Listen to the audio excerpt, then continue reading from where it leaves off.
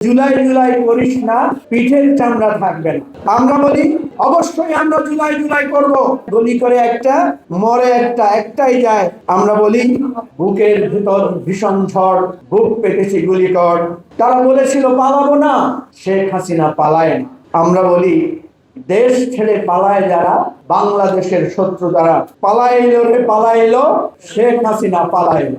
শেখ হাসিনা আসবে, বাংলাদেশ হাসবে। আমরা বলি ছি ছি হাসিনা, লজ্জায় বাঁচি না। তার তো অন্তত একটা পালানোর জায়গা আছে, আপনাদের তো পালানোর জায়গায় নাই।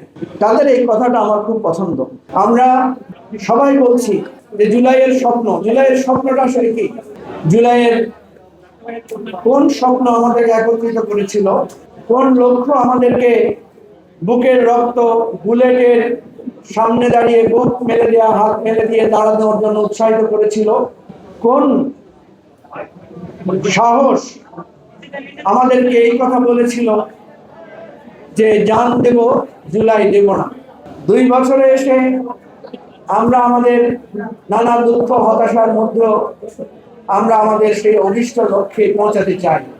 আপনারা জানেন এই অভিষ্ট লক্ষ্যে পৌঁছাতে গিয়ে অনেক ধরনের প্রতিবন্ধকতা নিজেদের মধ্যে যেমনি আছে, নিজেদের ভেতরকার দ্বন্দ্ব যেমনি আছে, তেমনি 2 বছরের মধ্যেই আমরা দেখতে পাচ্ছি যে জুলাই বিরোধী শক্তি বা জুলাইয়ের পরাজিত শক্তি তারা আজকে নানাভাবে জুলাইকে অসম্মান করা, জুলাইকে ক্ষতিগ্রস্ত করা, জুলাইকে অপমান অপদস্থ করার চেষ্টা করছে। আজকের এই আলোচনা সভার শুরুতে আমি বলছি,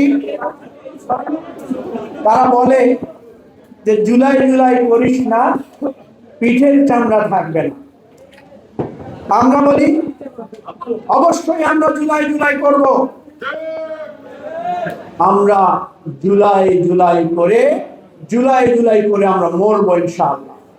তারা বলে গুলি করে একটা, মরে একটা, একটাই যায়, বাকিটি যায় না।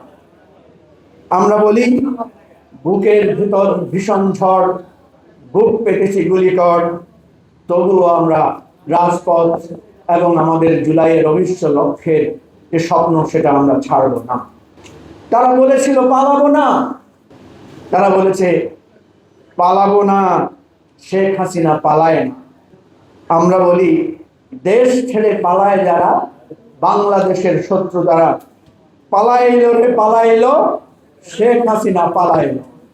তারা বলে শেখ হাসিনা আসবে, বাংলাদেশ হাসবে। আমরা বলি ছি ছি হাসিনা, লজ্জায় বাঁচি না। শেখ হাসিনা ফাঁসবে, বাংলাদেশ বাঁচবে।